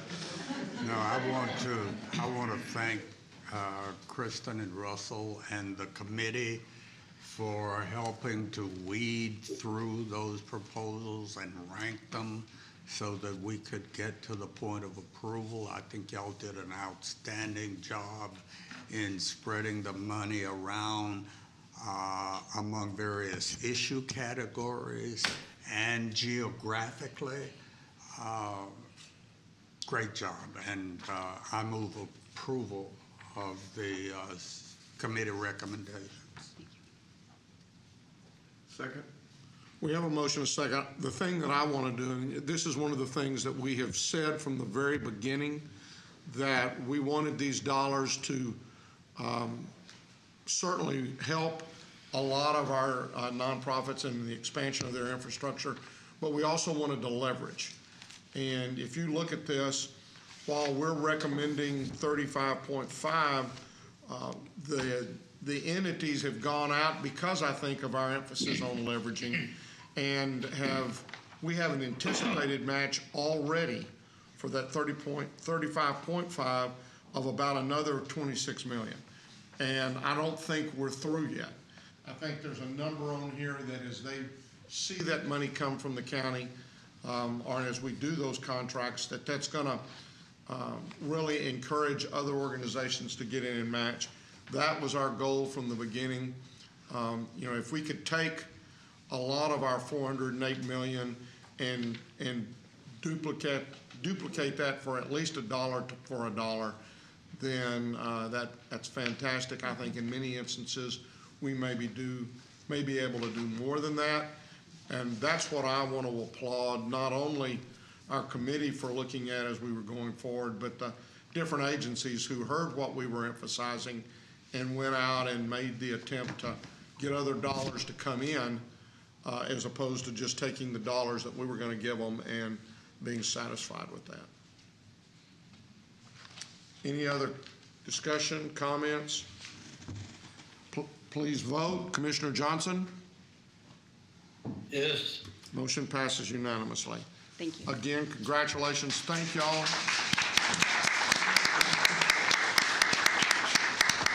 We know y'all are going to do great work with this, and we're very excited about it.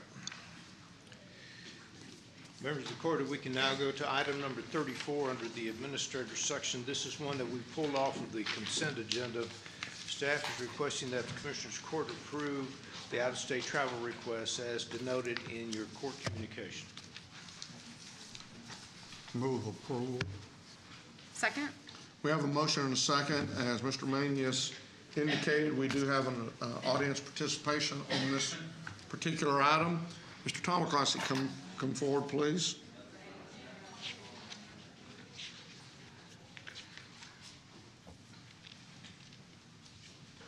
Judge Whitley and Commissioners, I rise on this specific agenda item. I want to point out that the point I want to make is to call for a moratorium to stop all out-of-state travel for both the county sheriff and any county sheriff's employee. Because of staffing problems, because of the most recent jail death, because of lack of oversight and supervision, and because of lack of training in even the most basic civil rights. All of us witnessed just about an hour ago deputies being misinformed and physically blocking a member of the media from recording at a public meeting. Not only were the deputies depriving him of his civil rights under the color of law, but they were misinformed about the fact that Texas has a statute, 551.023, I believe, that says the public and the media are allowed to record at public meetings. The irony here is that there's an investigation of a couple of other sheriff's deputies, because I believe last week or the week before you heard about what happened to Mr. Gerald Miller at Tarrant Appraisal District with that meeting fiasco. I was there feet away recording, as was Mr. Mata. You wouldn't know this story, including the bad behavior by Tarrant County Sheriff's deputies, if it wasn't for Mr. Mata recording.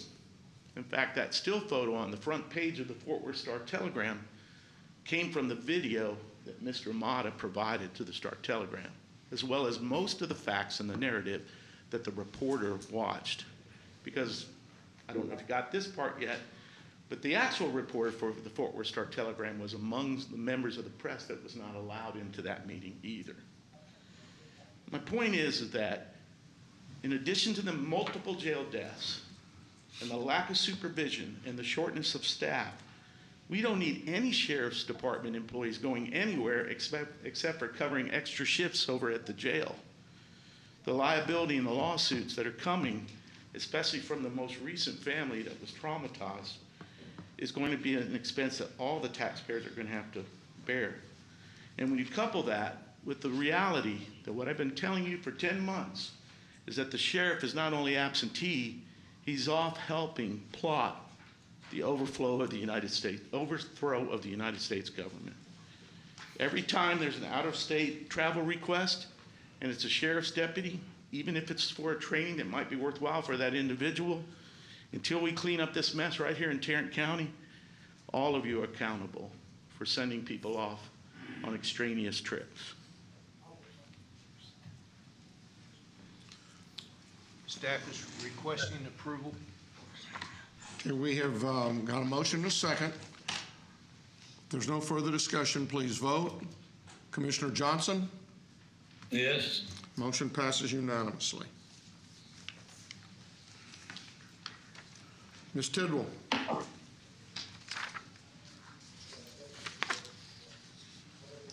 We have 3 items for the court's consideration this morning. The first, we're asking the court to approve the release of the $18 million of collateral as outlined in your court communication. Move for approval. Second. We have a motion and a second. Any discussion? Please vote. Commissioner Johnson? Yes. Motion passes unanimously. Our next item, we're asking the court to receive and file the auditor's report related to the county clerk's passport operation, and you have their response attached.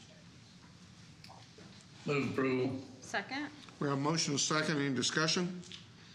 Please vote. Commissioner Johnson? Yes. Motion passes unanimously.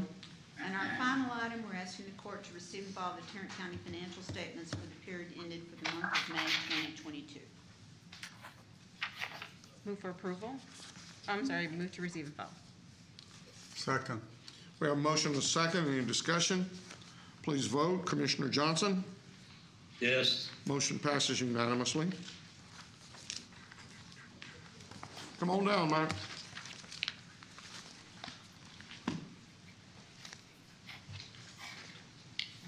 Still, good morning.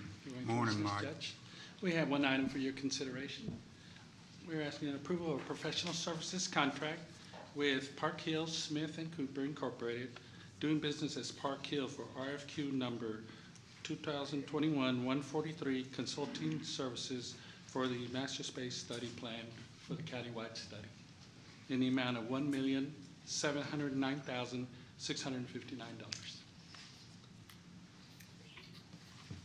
Oh, is this connected to the FRF? Yes, I'm sorry, this is ARPA FRF recommended. Move for approval. Second. We have a motion and a second. Any discussion? Please vote. Commissioner Johnson? Yes. Motion passes unanimously. Thank you. Tina, come on down. Move to receive and file the personnel agenda. Second? We have a motion and a second to receive and file the personnel agenda. Please vote. Commissioner Johnson? Yes. Motion passes unanimously. Good afternoon. Good afternoon. We have a few more Almost. items. Morning. Almost, sorry. Good morning. Hi, Tina. Pre-afternoon, how about that? Yeah. So we have just a few items for the court this morning. Let me find my way here. So our first item is we're requesting an extension of project employment for the district clerk's office. These are the items that the Commissioner Brooks enjoys so much. But I think the next item following this one will get us where we need to be. So this item, the district clerk has 2 project employees. They've been working on their ongoing scanning project. And so the request is for an extension for their project employment through August the 6th and the 2nd through 2023 respectively. There is no impact to the general fund. The cost of the extension will be approximately $106,000. And so we're asking your approval. Move approval. Second. We have a motion and a second. Any discussion? Please vote. Commissioner Johnson? Yes. Motion passes unanimously. So the next item, we're asking the court to approve a change to the table of organization, again, for the district clerk's office. The district clerk and our budget officer, budget manager, have been having some ongoing discussions to try to address discussion that the court has been having about these project employees who've been long-serving the county. And so we believe, I believe that we have a resolution to that issue. The request is to create 8 new positions effective July the 27th. One is pay grade 17 supervisor. The remaining 7 will be scanner operators. These will be full-time positions, full benefits, of course, including retirement.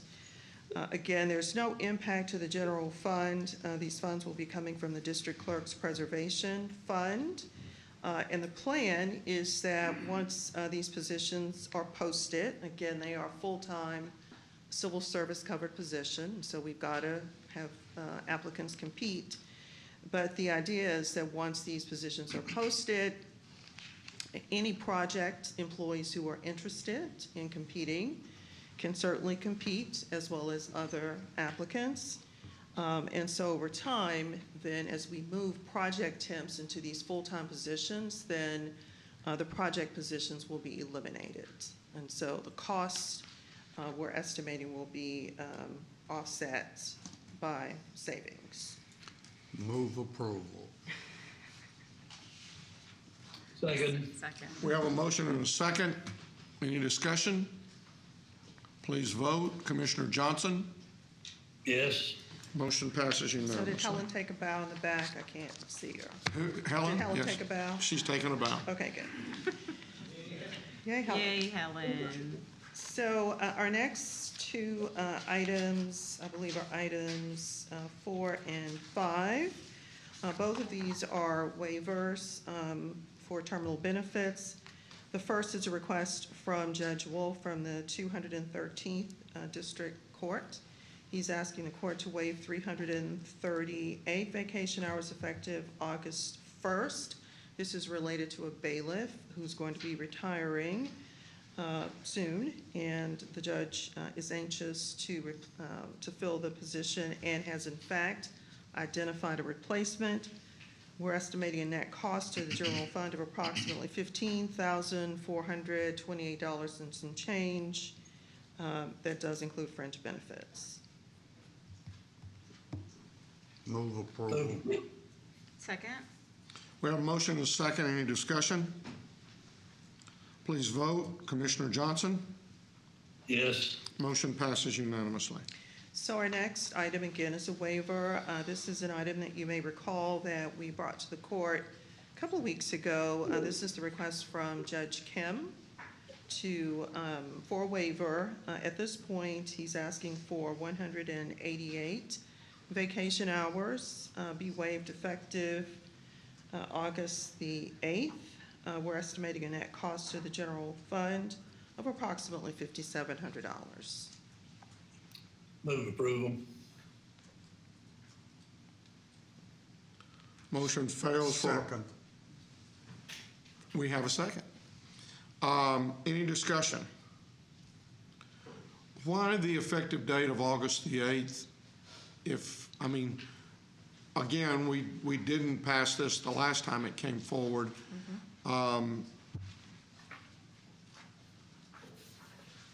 Why are we going 2 weeks before? Let me make sure I read the date correct. It's effective August 8th. I don't really know that I know the answer to that. Okay. It could be, and Ann can come and save me if she's anywhere around. It could be, it could have something to do with the individual who's moving into the position. The individual who's being selected to fill the vacancy is coming from the district clerk's office. And so when we had this on a few weeks ago, of course, there was no action taken on the item. So maybe it has to do with when this individual's available. I don't know, that's speculation on my part. But the number of hours that we're waiving is as of August the 8th. Correct. Okay. Any other discussion? Please vote. Commissioner Johnson? Yes. Motion passes 4-1. And Judge, could I make two really quick announcements, please? Sure. So there was a mention made earlier of our vaccine clinic, which actually is wrapping up in the next couple of minutes. The clinic started this morning at 9 o'clock and ran until noon. Vinny had his staff from public health. I understand this morning as they were setting up, there were a long line of employees eager to get their vaccines and boosters. The number of employees that were served as of 11 o'clock, we had 80 employees, and so that was an hour ago. So I would say that it was a very successful clinic, so we're excited about that. The last item is that I'd like to introduce HR's newest staff member, Kevin Laffin. Kevin, if you can stand, please. So Kevin is the county's employee relations specialist. Kevin relocated from Ohio, and so he's now a proud Texas resident. He completed his graduate work from the Ohio State University. He is a Master of Arts. The Ohio State University, where he earned a Master of Arts degree. Kevin has had a role in public education for the past 35 years. He served as a principal, a building administrator, and then lastly, director of personnel. So he comes to us with impeccable recommendations. He's been with us 2 weeks. 2 weeks.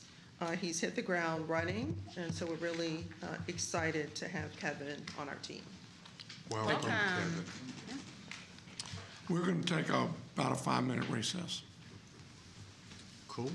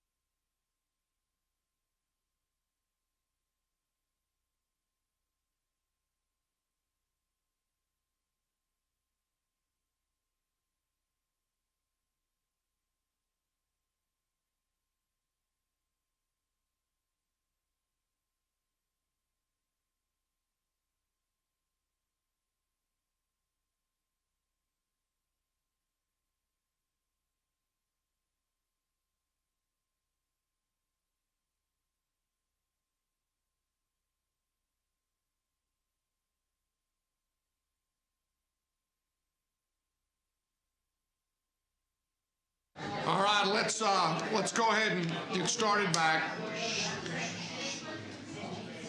Have we got Melissa? Yes, Melissa's back there waiting patiently. Good morning. Hi, Melissa. Good morning, good afternoon now. Yeah, I guess it is afternoon now. We have 2 items for your consideration. The first is an approval of Spectrum Enterprise Service Order and Agreement for Information Technology with Charter Communications Operating. We're asking for approval of service order and contract approval. Move for approval. Second. We have a motion and a second. Any discussion? Please vote. Commissioner Johnson? Yes. Motion passes unanimously. And the second item is approval of invoice payment for out-of-warranty repairs for Elections Administration to Hart InterCivic Incorporated in the amount of $24,839.91. Move for approval. Second. We have a motion and a second. Any discussion? Just why is this a separate agenda item? The invoice, we always bring invoices that did not have prior approval for the service to be performed to court for approval. Okay. So the elections department thought That it was still covered by yeah, warrant. they thought it was, and Okay. but it wasn't. Got it. Please vote. Commissioner Johnson? Yes. Motion passes unanimously. Thank you. Thank you. Your Honor, we do have that one sheriff's item. And that's under the sheriff's, is that not? Yes, Courtesy patrol. Yes. Chief is here to address the court. Okay.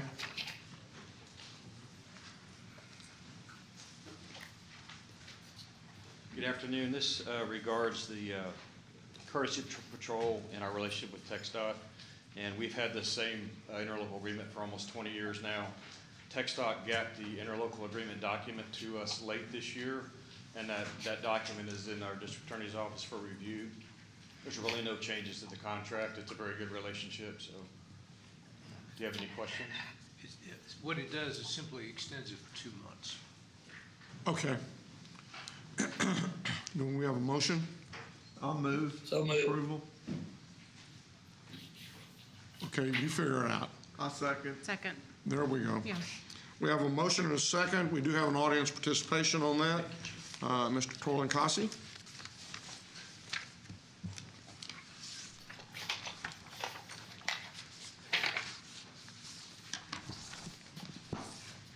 Judge Whitley and commissioners, members of the public especially, and of course the family of Mr. Wormley. I actually agreed on behalf of Mr. Wormley's family to address this agenda item.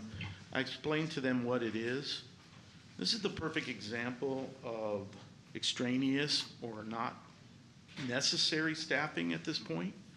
I don't know exactly how many sheriff's employees in total are involved in this courtesy patrol, which some counties do and some don't. But right now, whether you want to embrace it, after months of pointing this out, you're in a state of emergency at the county jail. You have sheriff's personnel that check the doors across the street and screen people. That can be done by a security company contractor. This is a perfect example of how to pull in staff that are functions that are optional in the short run, because you are on the cusp of a federal investigation and not just a local one. The Texas Rangers aren't cutting it. 41 jail deaths.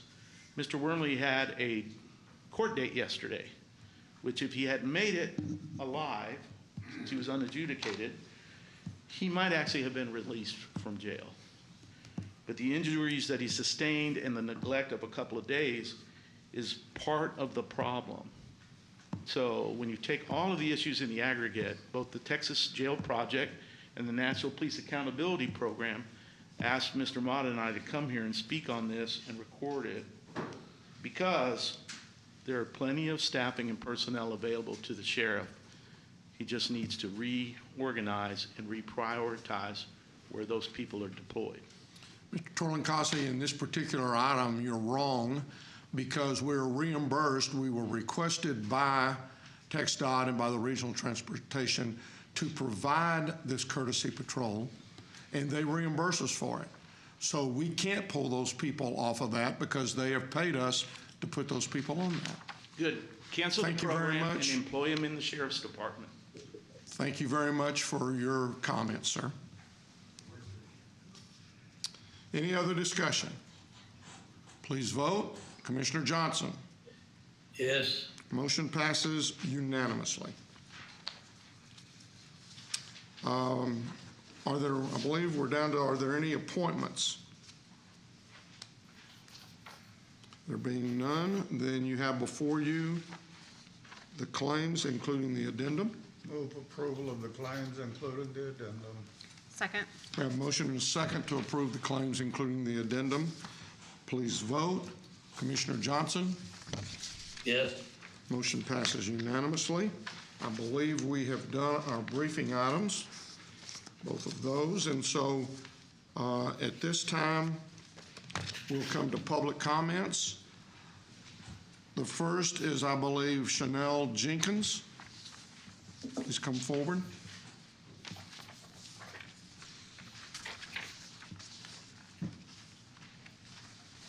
Good afternoon. Good afternoon. My name is Chanel Jenkins. I came back today hoping to ask for an investigation to be opened into the Tarrant County jail system. Once again, we have suffered yet another death, even after coming down here for Kelly Mastiff and trying to see what can be done to get an investigation open back then. There's been yet another death. What can we do to change things? What can we do to make things more accessible medical-wise within the prisons or jail system?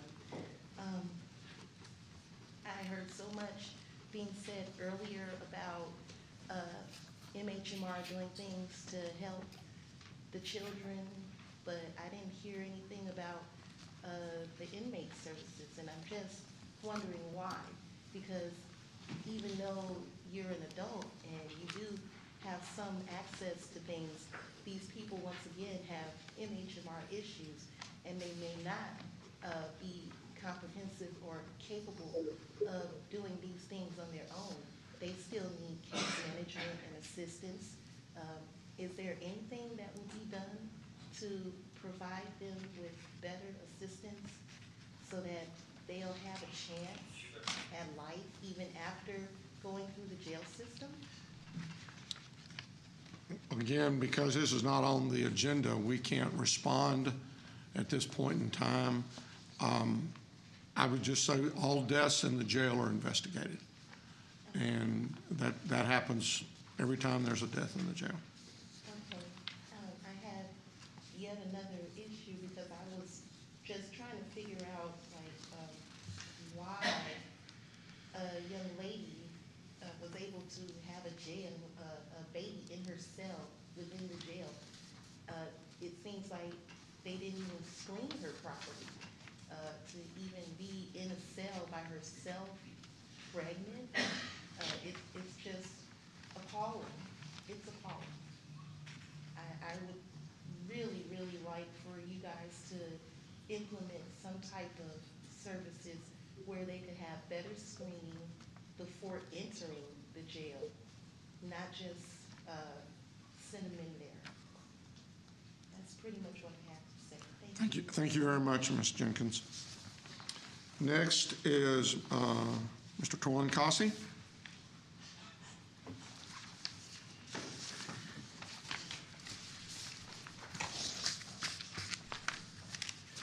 Judge Whitley, and commissioners, members of the public servant staff, and taxpayers and citizens.